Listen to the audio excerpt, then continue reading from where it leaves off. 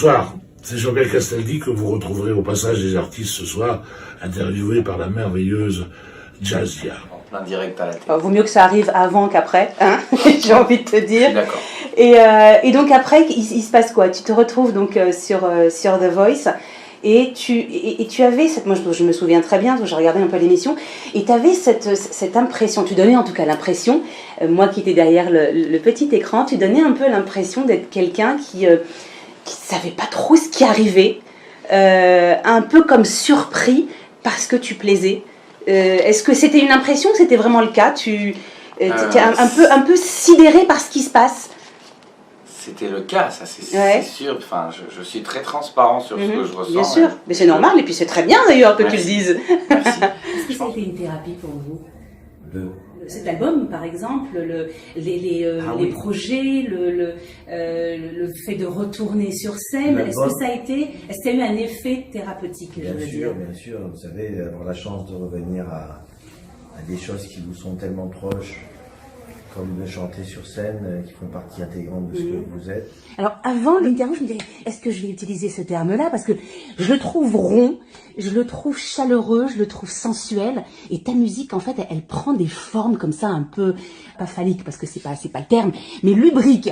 Je suis désolée de te le dire, mais c'est vraiment ça. Quand on entend tes citations, quand on t'entend jouer de la musique, parler de la musique, que ce soit à la télé ou que ce soit sur scène ou à la radio, on a des formes autour de ce que tu es. Est-ce que tu en as conscience ou on t'a déjà dit ou pas? En tout cas, c'est un super compliment, je le prends comme tel. Mais c'est un compliment. Ma deuxième prof de piano classique, j'avais 11 ans, donc ça fait déjà 5-6 ans que je joue du piano. Ouais.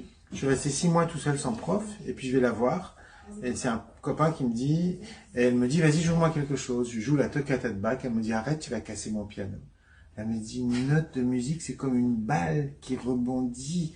C'était une grosse dame, elle s'appelait Madame Bellicard, elle m'a appris tout de suite la sensualité voilà, parce qu'elle, encore une fois, il y avait toujours des petits gâteaux posés sur son piano, il y avait toujours des bonbons dans le coin. Oui, c'est gourmand. Elle nous parlait du classique avec cet amour et cette gourmandise. Chimène, alors, cette tournée, parce qu'on va un peu en parler, qu'est-ce qu'elle t'a apporté concrètement?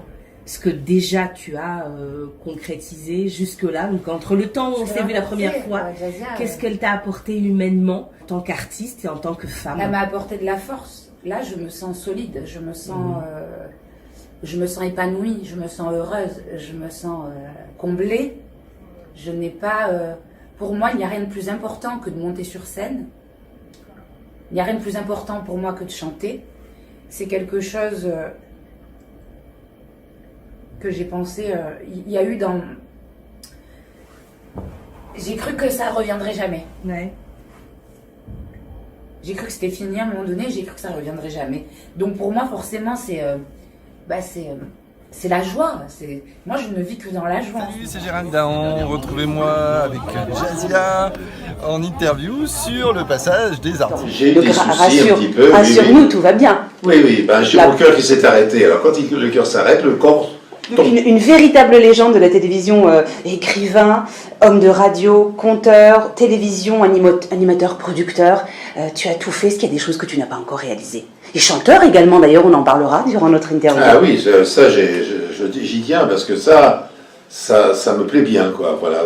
En ce moment, c'est une activité que j'aime faire. Est-ce que tu pourrais nous interpréter d'ailleurs, une chanson qui est sortie en 51, qui fait partie d'ailleurs de ton album Sous le soleil de Paris. Sous le ciel de Paris court comme ma chanson. Et alors après ça je connais C'est